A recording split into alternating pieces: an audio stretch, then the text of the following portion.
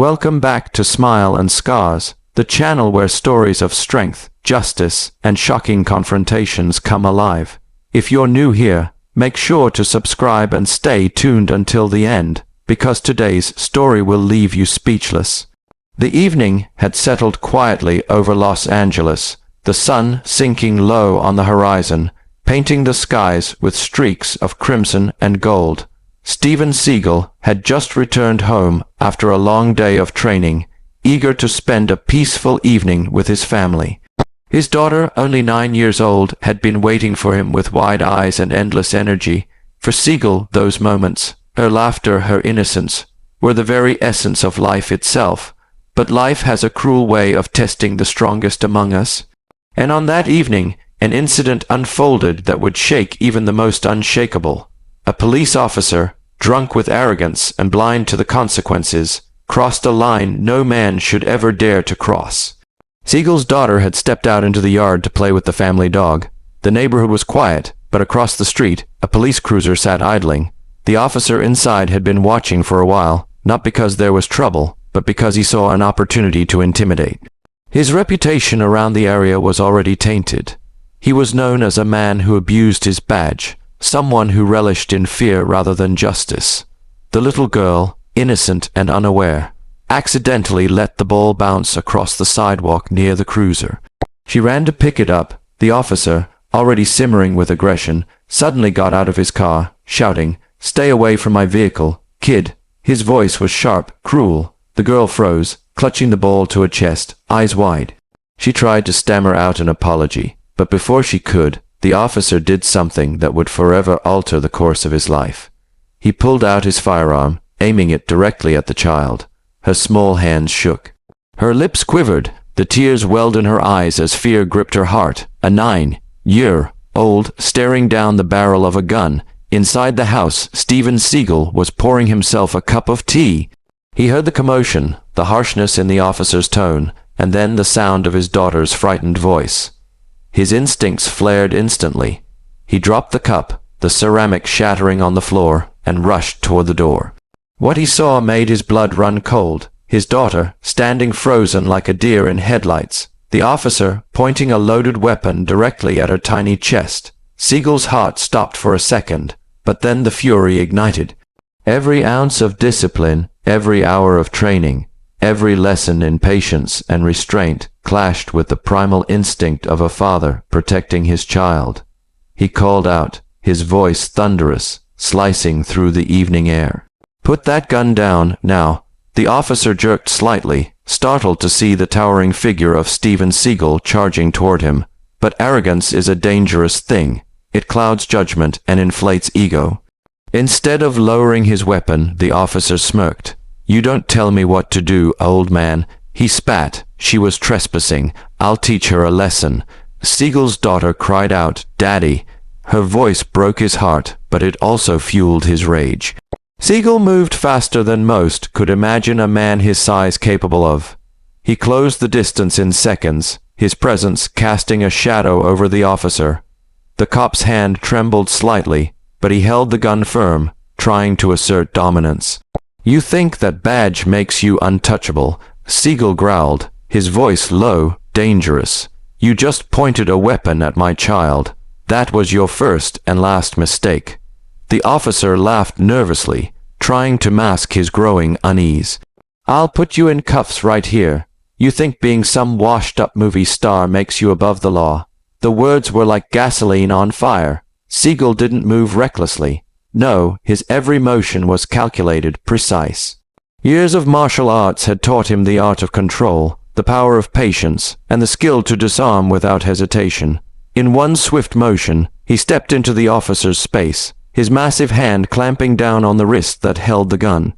The officer tried to resist, but Seagal twisted, applying pressure in a way only a master could. The weapon clattered to the ground. The little girl gasped as the gun slid across the pavement, far out of reach. Seagal kicked it back even farther, ensuring it could no longer be used. The officer cried out in pain, struggling, but Seagal wasn't done. He spun the man around, pinning his arm behind his back with a force that nearly broke it. The officer's arrogance evaporated instantly, replaced by panic. You aimed a gun at my 9-year-old daughter, Seagal hissed in his ear. Do you have any idea what that means? The man stammered. I was just trying to control the situation. Control, Seagal barked. She's a child. You threatened her life, and now you're going to answer for it. The girl ran into her father's arms, sobbing into his chest. He wrapped one arm around her protectively, while keeping the officer immobilized with the other. His eyes burned with righteous fury. Neighbors had begun to gather, drawn by the shouting. Whispers rippled through the crowd. Phones came out, recording the scene. Everyone saw it. Everyone knew the truth. The officer, pinned and humiliated, began to beg. Please, let me go. I didn't mean it. I just wanted her to stay away from my car. Seagal leaned closer, his voice colder than steel. You don't pull a weapon on a child, not ever. That badge on your chest, it doesn't give you the right to terrorize the innocent. You've disgraced the uniform. The little girl clutched her father tighter, whispering, Daddy, don't let him hurt me again. Seagal kissed the top of her head, his heart breaking at the fear in her voice. No one will ever hurt you while I'm here, baby, not while I breathe. The officer was trembling now, the weight of his actions sinking in. But Seagal wasn't finished. He wanted this man to understand the gravity of what he'd done. He pushed him down to his knees, towering over him like a judge passing sentence. The crowd was silent, holding its breath. All eyes were on the man who had once been feared, now reduced to nothing under Seagal's grip. You aimed your weapon at the wrong person tonight, Seagal declared, and now you answer to me. His words echoed, carrying a weight that silenced even the whispers of the crowd. The officer, once arrogant, now looked like a child himself, afraid, exposed, powerless. Seagal didn't strike him, didn't unleash his full fury, because that would have been too easy. Instead, he held him there, forcing him to face the humiliation, the shame of being disarmed and subdued in front of dozens of witnesses.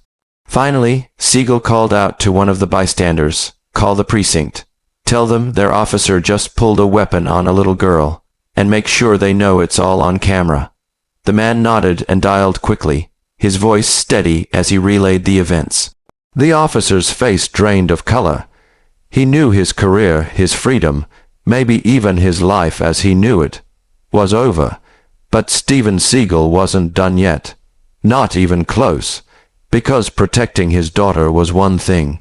But teaching this corrupt cop, and every officer like him, a lesson that would echo far beyond that night, was another. The officer was still kneeling on the pavement, Steven Seagal's iron grip pressing down on his arm. The crowd surrounding them had grown larger, their phones raised high, capturing every second. The whispers had become louder, angrier, directed at the man who had dared to aim a gun at a little girl.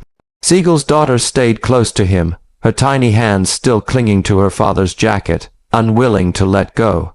He gently brushed her tears away with one hand, while his other hand kept the officer subdued. The duality of Steven Seagal, gentle father and merciless warrior, was on full display. The officer tried again, desperation seeping into his voice. Look, I made a mistake, all right. Just let me go before this goes too far. Seagal leaned closer, his eyes burning with an intensity that froze the officer's words in his throat.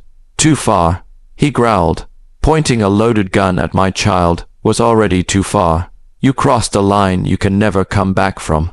The crowd murmured in agreement, their voices rising in unison.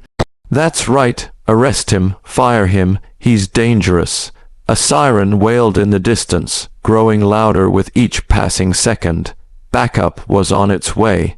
The officer, feeling the faint glimmer of hope, smirked despite his trembling body.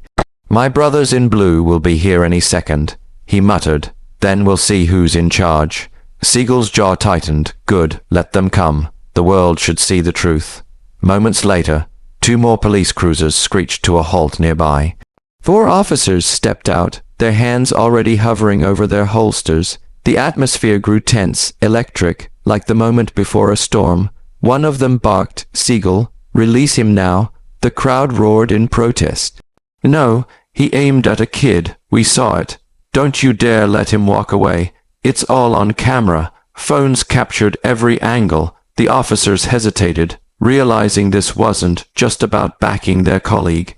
This was public. This was exposure. Seagal finally released his grip, shoving the officer forward so he stumbled onto his hands and knees. The man gasped for breath, clutching his arm, but Seagal's piercing eyes never left him.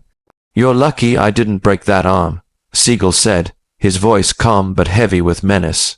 "You're alive because my daughter needed me more than my anger did." The crowd cheered, their voices echoing through the neighborhood. The officer's humiliation was complete, but Seagal wasn't finished. He pointed at the other officers. "Take him," he ordered, his tone leaving no room for argument. "He's unfit to wear that uniform. He endangered a child, and if you protect him, you're no better than he is." The officers exchanged uneasy glances. One of them finally stepped forward, handcuffs in hand. The crowd gasped. None had expected to see justice delivered so swiftly. The disgraced officer resisted, thrashing, shouting, "You can't do this to me. I'm the law." "No," Seagal corrected, his deep voice cutting through the noise. "You abused the law, and now it's done with you." The officer was cuffed, shoved into the back of a cruiser. The crowd erupted, some clapping, some chanting Seagal's name, but Seagal didn't smile. His daughter still trembled against him, her small body racked with fear. He crouched, lowering himself to her level. "It's over now, baby. He can't hurt you anymore. Promise," she whispered. Seagal placed a hand over his heart. "I promise, as long as I'm here, no one will ever hurt you again." She nodded, finally allowing herself to breathe. The other officers, though reluctant, acknowledged Seagal with a nod. They knew tonight's events would spread like wildfire across the news, across social media, across the very system they served. The corruption, the arrogance, the abuse of power, it had all been exposed. But Seagal wasn't satisfied with just one man in handcuffs. He wanted change. The next day, footage of the incident had gone viral. News stations ran it on repeat. Headlines blared. "Cop points gun at child. Stopped by Steven Seagal." The nation was outraged. Parents across the country demanded answers. How could a sworn officer pull a weapon on a 9-year-old girl? Seagal was invited onto major news outlets. Sitting tall, his voice calm but resolute, he spoke directly to the people. "This isn't just about my daughter," he said. "This is about every child who's been threatened, every innocent life put in danger by those who swore to protect us. Law enforcement should serve the people, not terrorize them. That badge is a responsibility, not a weapon." His words struck like thunder. Social media exploded. Hashtags trended worldwide. Protests erupted in multiple cities, not against the police as a whole, but against corruption, against unchecked arrogance, against the abuse of power. The officer who had aimed the gun was charged with assault with a deadly weapon, reckless endangerment, and misconduct. His career was destroyed, his name disgraced. But still, Steven Seagal couldn't shake the image of his daughter's frightened face, the way her small body had trembled, the way her voice had broken as she cried for him. That image fueled him. It drove him to act. Weeks later, Seagal announced he was launching a new initiative, an organization dedicated to holding officers accountable, training them not just in combat, but in restraint, compassion, and responsibility. He stood before a crowd, his daughter by his side, her small hand holding his tightly. "Strength isn't about how hard you can strike," he told them. "It's about how much you can protect without losing control. We need officers who understand that, who live it, who teach it." The applause was thunderous. That night, as father and daughter sat on the porch under the stars, she leaned her head on his arm. "Daddy," she whispered, "are you a hero?" Seagal looked down at her, his heart heavy but full. "No, baby, I'm just a father who loves his little girl. Heroes are the ones who stand up when they're needed most. That's what I want you to remember." She smiled, the first real smile since that terrible night, and closed her eyes. Steven Seagal gazed out into the darkness, knowing the fight wasn't over. There would always be men drunk with power, blinded by arrogance. But as long as he was alive, as long as his heart still beat, he would be ready.